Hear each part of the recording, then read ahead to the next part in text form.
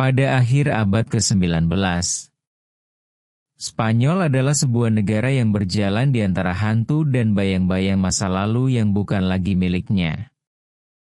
Kerajaan legendaris itu, kerajaan yang sama yang di bawah komando Carlos yang pertama dan tangan besi Felipe yang kedua telah menggambar peta dunia yang dikenal dengan darah dan emas kini, runtuh ke dalam keheningan yang tragis dan mutlak.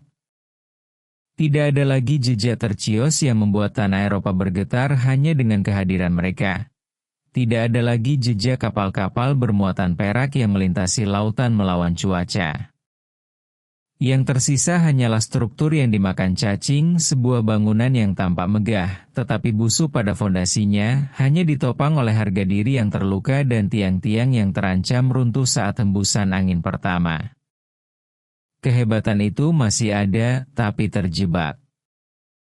Dia hidup dalam kesuraman museum, dalam patung-patung perunggu yang waktu itu telah berubah menjadi hijau, dan dalam potret raja-raja yang terlupakan yang melihat dari masa lalu dengan tatapan penuh celaan.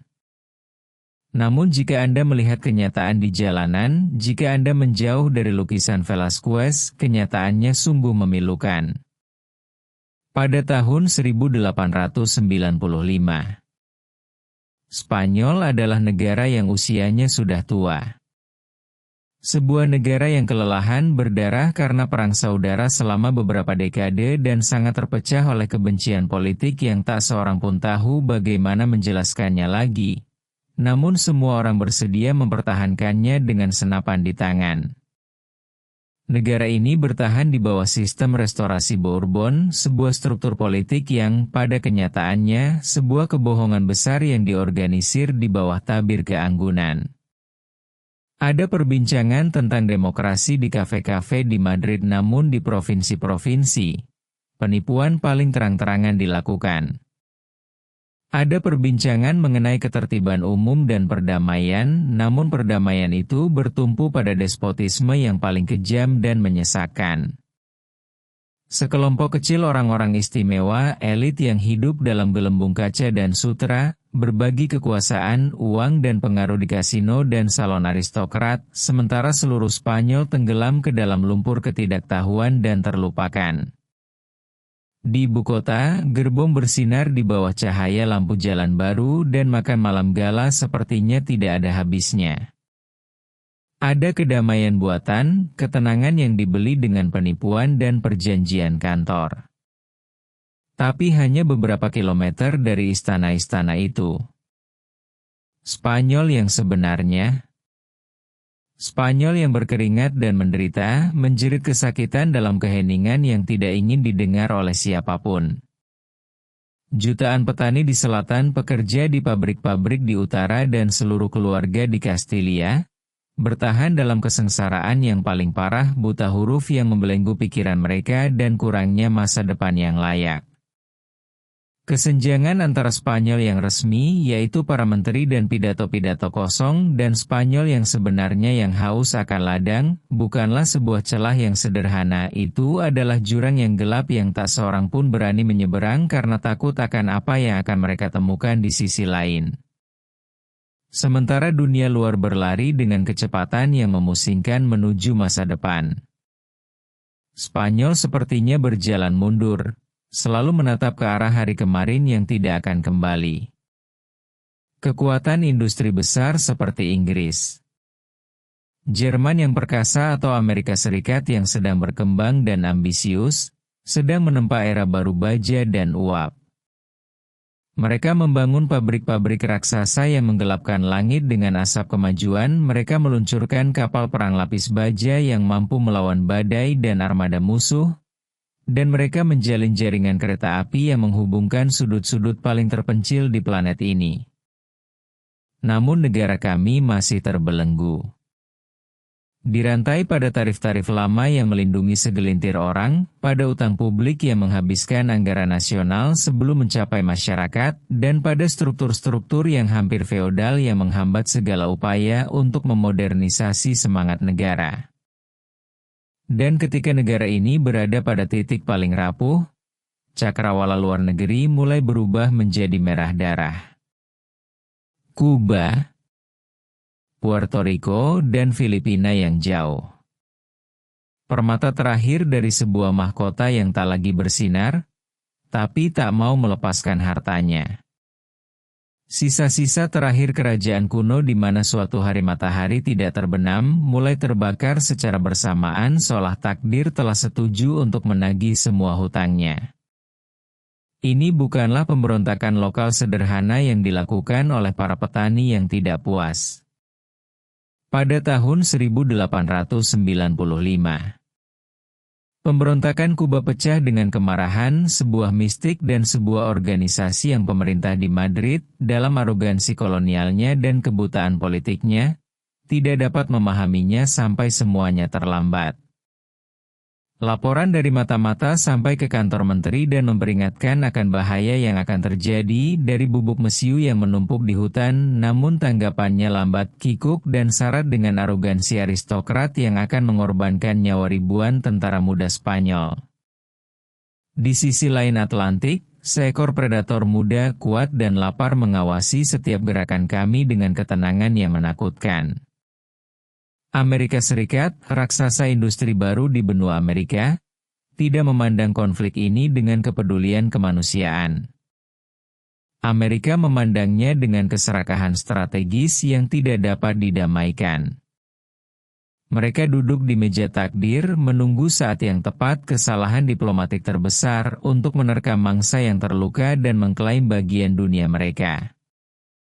Mereka adalah para insinyur tatanan dunia baru yang tahu betul bahwa masa Spanyol lama telah berakhir dan mereka sangat bersedia untuk memberikan dorongan terakhir menuju jurang sejarah. Suasana di pelabuhan-pelabuhan Spanyol sangat berat, penuh dengan ketegangan yang dapat dipotong dengan pisau di setiap kedai pelaut dan setiap barak infanteri. Seluruh dunia menahan napas, karena mereka tahu bahwa mereka akan menyaksikan sebuah peristiwa yang akan mengubah buku teks selamanya. Kudeta, penghinaan terakhir yang akan mengakhiri sekali dan untuk selamanya 4 abad panjang kekuasaan Spanyol di muka bumi. Spanyol tidak hanya menghadapi pemberontakan petani yang tidak puas di sebuah pulau yang jauh. Spanyol juga menghadapi akhir yang penuh penderitaan dan pertumpahan darah dari sebuah era yang tidak akan pernah kembali lagi. Saat fajar tahun 1895. Gema yang dalam dari Grito de Baire memecah keheningan yang berat dan lembab di hutan Kuba. Namun ini bukanlah pemberontakan biasa, ini bukanlah pemberontakan yang tidak teratur pada dekade-dekade sebelumnya yang dapat dipadamkan oleh Madrid dengan janji-janji kosong. Itu adalah perang kemerdekaan modern, pertarungan yang direncanakan dengan presisi hampir seperti pembedahan dan dipicu oleh pena, api mistik dan suci Jose Marti. Marti bukan hanya seorang pemimpin politik, ia adalah seorang nabi kebebasan yang telah mencapai hal yang mustahil. Menyatukan jenderal-jenderal lama dari perang masa lalu dengan generasi muda yang haus akan kedaulatan dan martabat. Meski takdir ingin dia segera gugur dalam pertempuran Dos Rios, kematiannya bukanlah akhir dari pemberontakan melainkan kelahiran seorang martir yang tak terkalahkan. Sosoknya menjadi bayangan yang melintasi setiap sudut semak, semangat yang mengobarkan keberanian para Mambise saat mereka bersembunyi di antara rimbunnya tumbuh-tumbuhan, menunggu saat yang tepat untuk melancarkan serangan parangnya terhadap pasukan Spanyol yang kelelahan. Tanggapan Madrid terhadap kebakaran yang mengancam akan melahap segalanya ini sungguh menyedihkan, kikuk dan akhirnya brutal. Mereka mengirim Jenderal Valeriano Weller, seorang pria dengan tekad kuat dan tak terpatahkan yang sangat yakin bahwa perang hanya bisa dimenangkan dengan pemusnahan total keinginan musuh. Weller dengan cepat memahami bahwa para pemberontak tidak ada artinya tanpa dukungan logistik dan moral dari rakyat, dan memutuskan untuk menerapkan kebijakannya yang paling gelap dan paling kontroversial, rekonsentrasi. Ini adalah dekret kejam yang mengutuk ratusan ribu petani tak berdosa, orang tua yang hampir tidak bisa berjalan, wanita dan anak kecil yang putus asa, meninggalkan rumah mereka, hewan dan hasil panen mereka dikurung di kota-kota yang dikelilingi kawat berduri dan parit yang dalam. Tujuan strategisnya jelas, mengosongkan wilayah pedesaan dan meninggalkan para pemberontak tanpa makanan, tanpa tempat berlindung dan tanpa informasi. Namun akibat yang ditimbulkannya terhadap manusia adalah neraka yang akan menodai citra Spanyol selamanya. Di dalam kamp konsentrasi itu, kematian menjadi satu-satunya teman yang tetap dan aman. Kelaparan melahap banyak orang hingga ketulang tifus dan cacar menyebar seperti wabah Alkitabiah dalam kondisi yang penuh sesak dan tidak manusiawi, dan angka kematian mencapai tingkat yang sangat mengerikan sehingga mengejutkan hati nurani seluruh dunia.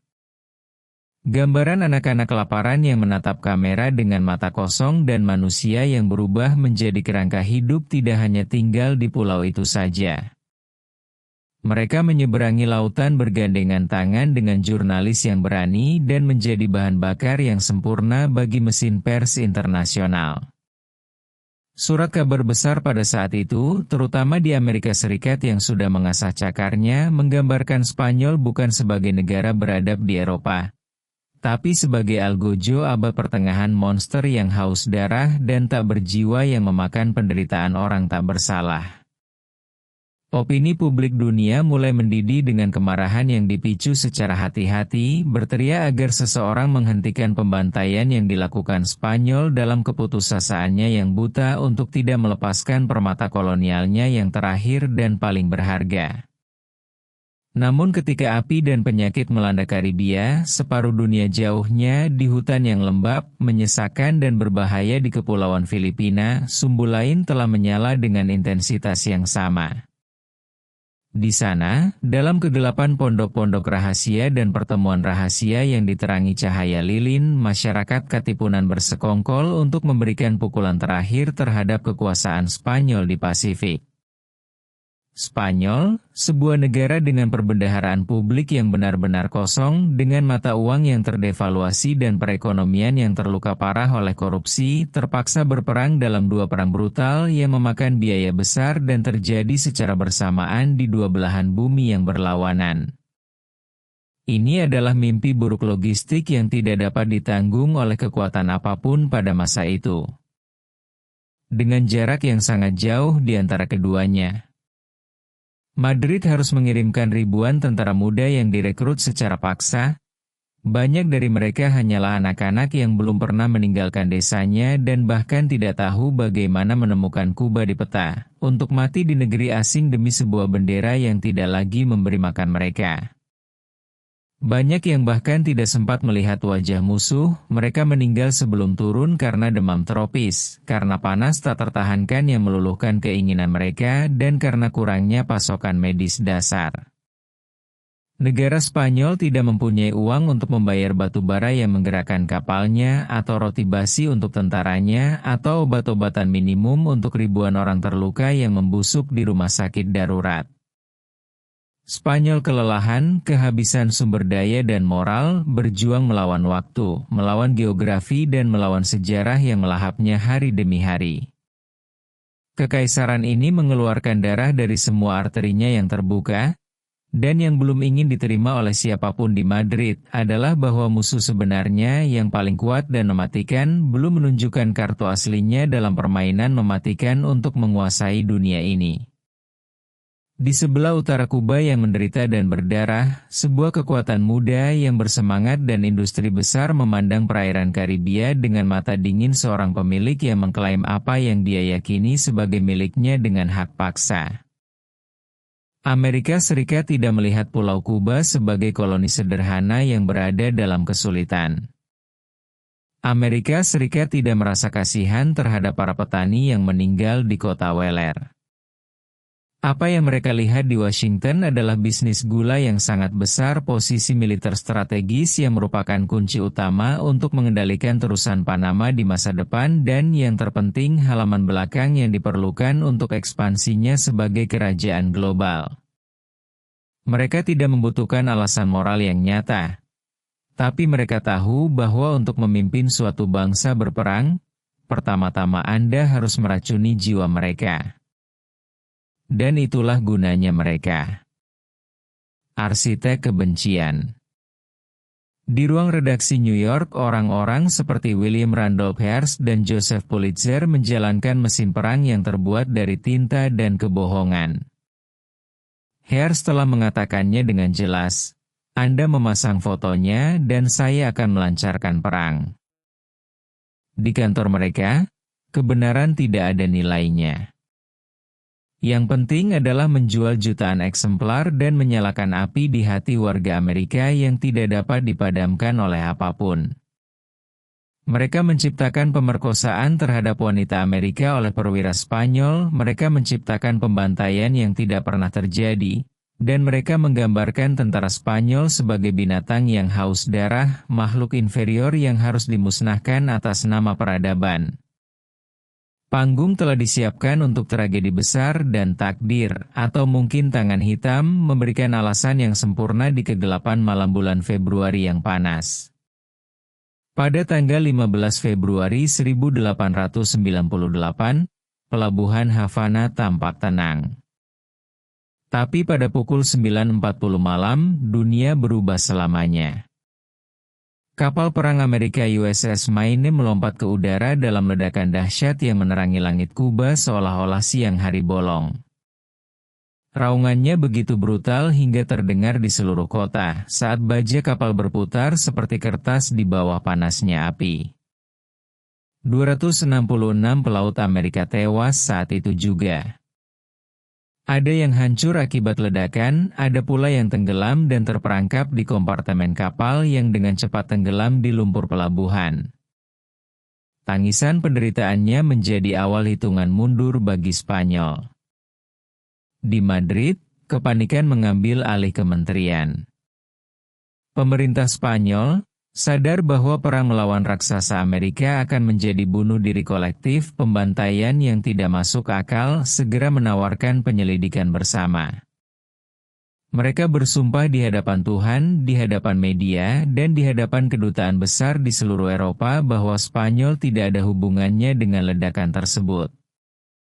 Mereka menawarkan untuk melucuti ranjau, mereka membuka arsip mereka memohon kesempatan untuk membuktikan bahwa mereka tidak bersalah. Tapi tidak ada yang peduli tentang kebenaran. Kalimat itu sudah tertulis di berita utama di New York jauh sebelum asap dari Maine hilang. Seruan perang melanda jalan-jalan Amerika seperti wabah. Ingat Maine.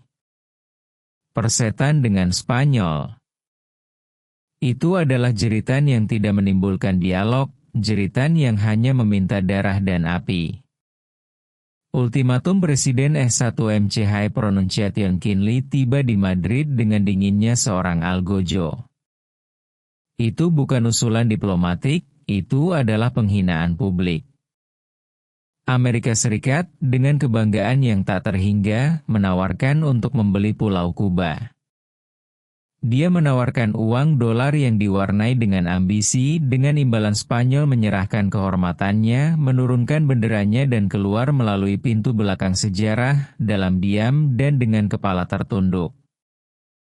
Tapi di Madrid, di istana yang masih hidup pada abad ke-16, harga diri lebih kuat dari logika paling dasar. Politisi Spanyol terjebak dalam mitos penaklukan mereka sendiri, dalam ingatan tercios dari Flanders, dan dalam gagasan kehormatan yang tidak lagi mendapat tempat di dunia kapal perang baja, menanggapi dengan ungkapan yang menentukan nasib ribuan anak muda. Kehormatan Spanyol tak ternilai harganya. Itu adalah tindakan romantisme heroik yang tampaknya gila bagi kita saat ini. Itu adalah bunuh diri diplomatik yang tidak bisa dimaafkan. Spanyol, dengan armada kapal kayu dan besi tua yang hampir tidak bisa berlayar, dengan pasukan rekrutan kelaparan yang sekarat karena disentri di hutan, dan tanpa satu sekutu pun di seluruh benua Eropa, baru saja menyatakan perang terhadap kekuatan industri pertama di planet ini. Sementara di pelabuhan-pelabuhan Spanyol, para ibu mengucapkan selamat tinggal kepada anak-anak mereka yang sedang berbaris menuju kematian. Di Washington para jenderal sudah bersulang dengan sampanye. Mereka tidak mempersiapkan perang yang setara, mereka sedang mempersiapkan eksekusi teknis.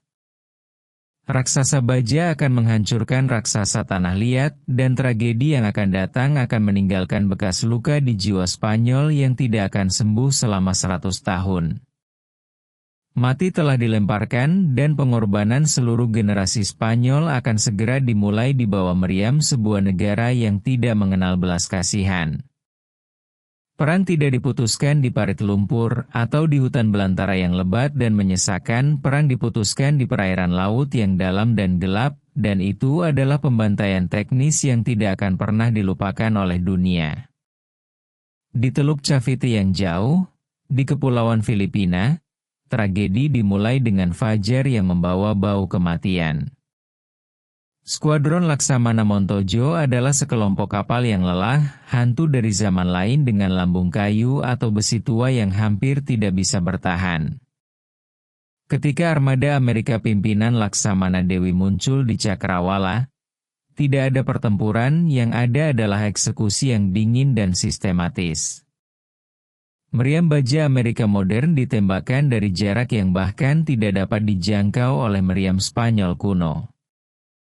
Satu demi satu, kapal-kapal Spanyol terkoyak oleh proyektil yang menembus besi seolah-olah itu kertas. Suara logam yang terpelintir di bawah tembakan musuh memekakan telinga, jeritan baja yang bercampur dengan jeritan para pelaut. Orang Spanyol, dilalap api dan dikelilingi air mendidih akibat ledakan, menolak untuk menyerah.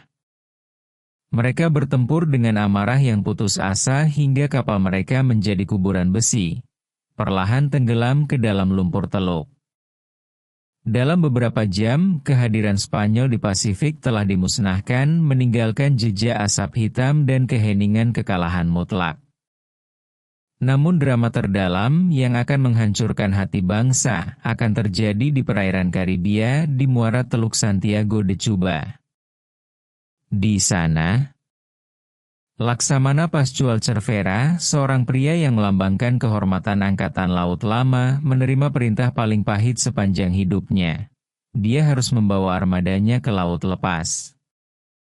Itu adalah perintah bunuh diri, didikte dari kantor-kantor nyaman di Madrid oleh para politisi yang lebih suka melihat kapal mereka ditenggelamkan secara terhormat daripada menyerah dengan logika murni. Cervera tahu betul apa yang menunggunya di luar. Dinding kapal perang Amerika, raksasa baja lapis baja, cepat modern dan dipersenjatai dengan daya tembak dahsyat yang melampaui kapal mereka dalam segala hal. Dia tahu dia mengirim anak buahnya, para pelaut muda yang baru saja mulai hidup dan yang mempercayainya, menuju kematian tertentu, kejam dan tidak masuk akal. Pagi di bulan Juli itu, matahari bersinar di dek. Laksamana Cervera mengenakan seragam pakaiannya, dia membetulkan kancingnya dan menatap para perwiranya untuk terakhir kalinya dengan kesedihan yang tak terhingga di matanya. Dia membuat keputusan bahwa kapalnya, Infanta Maria Teresa, akan berangkat lebih dulu. Dia ingin menjadi target pertama, dia ingin menerima dampak pertama sehingga anak buahnya tahu bahwa pemimpin mereka tidak meninggalkan mereka di api neraka itu. Ketika kapal Spanyol pertama melintasi pintu keluar teluk, seluruh cakrawala terbakar. Armada Amerika tidak menunjukkan belas kasihan. Itu bukanlah pertarungan antara yang sederajat, itu adalah perburuan bebek dalam skala yang monumental. Kapal-kapal Spanyol, melebihi kecepatannya, mencoba melarikan diri ke dekat pantai sementara mereka tanpa henti dibombardir oleh proyektil yang menghancurkan segala sesuatu yang mereka sentuh. Dek kayu menjadi api unggun mengambang yang tidak mungkin padam. Para pelaut dibakar sampai mati di samping artileri mereka, menembak sampai logamnya menjadi merah membara, mempertahankan bendera yang tidak dapat lagi melindungi mereka. Vizcaya, Laksamana Oquendo, Christopher Columbus, dikejar seperti mangsa yang terluka dan dihujani peluru sampai kapten mereka, dalam tindakan belas kasihan terakhir bagi kru mereka, memutuskan untuk kandas di bebatuan untuk menyelamatkan beberapa orang yang masih bernapas. Sementara kapal-kapal Spanyol terbakar di pantai, memproyeksikan kolom asap yang dapat dilihat dari jarak bermil-mil. Laksamana Cervera diselamatkan dari air setengah telanjang, terluka di jiwa dan dikalahkan oleh pelaut Amerika yang sama yang baru saja menghancurkan dunianya. Hari itu, di antara asap hitam yang menutupi pantai Kuba dan tangisan orang-orang terluka yang tergeletak di pasir, tidak hanya satu pasukan pemberani yang tewas. Pada hari itu kerajaan lintas samudera yang pernah mencengangkan planet ini mati secara definitif. Gema terakhir kapal Charles the First dan Philip the Second tenggelam di bawah ombak, dilahap oleh baja kekuatan baru yang tidak memahami romantisme atau kehormatan kuno. Sejarah Spanyol telah berubah selamanya dalam satu pagi yang penuh dengan api, darah, dan rasa malu politik. Itu adalah akhir dari mimpi 400 tahun, yang padam oleh suara meriam modern. Saat kekaisaran runtuh di tengah bisikan kiriman Paris dan asap pertempuran laut, di sudut pulau Luzon yang terpencil, terlupakan dan menyesakan, waktu seakan berhenti total. Di gereja kecil di kota Baler, sebuah bangunan batu yang dikelilingi oleh luasnya hutan Filipina, 50 tentara Spanyol membarikade diri mereka dengan tekad yang menantang semua logika manusia. Orang-orang itu menolak menerima hal yang tidak terpikirkan. Bagi mereka, bendera merah dan kuning terus berkibar dengan bangga di atas wilayah yang Spanyol di kejauhan Eropa telah resmi diserahkan. Apa yang awalnya merupakan pertahanan militer menjadi pengembaraan bertahan hidup yang berlangsung selama 337 hari. Hampir 1 tahun penuh isolasi mutlak, keheningan dan perlawanan yang mendekati kegilaan terdalam. Dikelilingi oleh ribuan kaum revolusioner Filipina yang tidak mengerti mengapa segelintir orang itu terus berperang, tentara Spanyol menghadapi musuh yang jauh lebih mematikan dan tidak terlihat daripada peluru timah. Beri-beri, disentri dan kelaparan yang paling parah menjadi penyerang sejati gereja. Tubuh-tubuh semakin melemah, kulit menempel pada tulang dan pikiran mulai melemah karena beban panas yang tidak memberikan istirahat. Mereka memakan tikus-tikus yang berburu di antara puing-puing, reptil yang menyelinap melalui celah-celah dan dedaunan pahit untuk mengelabui perut yang tak lagi ingat rasa roti. Setiap malam adalah pertarungan melawan keputusasaan, dan setiap pagi adalah keajaiban kemauan. Para pengepung Filipina, dengan sikap kemanusiaan yang aneh, melemparkan mereka surat kabar baru yang dibawa dari Madrid untuk menunjukkan kepada mereka bahwa perang telah berakhir beberapa bulan yang lalu. Mereka meneriaki mereka bahwa Spanyol telah menyerah, bahwa tidak ada lagi kerajaan yang harus dipertahankan, bahwa keluarga mereka telah menunggu mereka di rumah. Tapi detasemen Spanyol, dipimpin oleh kebanggaan yang tak tergoyahkan dan ketidakpercayaan yang lahir dari isolasi, percaya bahwa itu semua hanyalah tipu muslihat, kebohongan cemerlang dari musuh untuk membuat mereka menurunkan kewaspadaan dan menyerahkan alun-alun. Mereka hidup dalam gelembung waktu di mana Spanyol masih menjadi kekuatan dunia. Mereka tidak menyadari bahwa negara mereka telah dipermalukan, bahwa kapal mereka berada di dasar laut, dan bahwa mereka tidak lagi memiliki apapun di belahan bumi tersebut. Hanya ketika Letnan Martin Cerezo dengan mata berkabut karena kelelahan dan penyakit membaca berita sepele dan pribadi tentang nasib seorang kawan di surat kabar Spanyol yang tidak mungkin palsu, penutup mata penyangkalan akhirnya jatuh dari matanya. Kenyataan menghantam mereka lebih keras daripada tembakan meriam manapun. Mereka bukan lagi pahlawan yang membela perbatasan, mereka terbuang dari sejarah yang telah meninggalkan mereka. Ketika pintu gereja Baler akhirnya terbuka, tidak ada tentara yang kalah yang keluar. Spekter muncul, bayang-bayang kehormatan kuno yang tidak lagi mendapat tempat di abad baru. Orang-orang Filipina yang telah mencoba membunuh mereka selama hampir setahun, tidak bisa berkata-kata karena takjub. Tergerak oleh perlawanan yang absurd dan heroik, mereka tidak ditangkap, mereka tidak dipermalukan. Mereka membiarkan mereka pergi dengan kehormatan perang, menyebut mereka teman dan memberi mereka makanan. Itu adalah tindakan terakhir tentara yang secara teknis tidak lagi memiliki negara untuk dipertahankan. Filipina yang terakhir menutup dengan darah mereka, kekeraskepalaan dan pengorbanan mereka, babak terakhir dari 4 abad kehadiran Spanyol di Pasifik. Sebuah akhir epik dari sebuah kerajaan yang menolak untuk mati, bahkan ketika tidak ada lagi yang perlu diperjuangkan. Pada tanggal 10 Desember 1898, dalam dinginnya kantor Paris, Spanyol menandatangani sertifikat kematiannya sebagai kekuatan kekaisaran. Itu adalah pemandangan yang nyata dan menyakitkan. Hanya dengan 20 juta dolar, sebuah angka yang merupakan penghinaan berdarah setelah 4 abad sejarah, pertumpahan darah dan pembangunan peradaban, negara tiba-tiba menyerahkan Kuba, Puerto Rico, Kepulauan Filipina dan Guam. Setahun kemudian, dalam keadaan putus asa akibat kebangkrutan teknis dan moral, Spanyol menjual Kepulauan Caroline, Mariana dan Palau kepada Kekaisaran Jerman. Inventarisasi kekaisaran telah selesai. Petanya harus digambar ulang dan kerajaan di mana matahari tidak pernah terbenam, kerajaan yang telah mendominasi nasib umat manusia sejak zaman Raja Katolik, akhirnya ditinggalkan dalam kegelapan. Namun bencana sebenarnya, luka yang membutuhkan waktu beberapa generasi untuk disembuhkan, bukanlah bencana teritorial maupun ekonomi.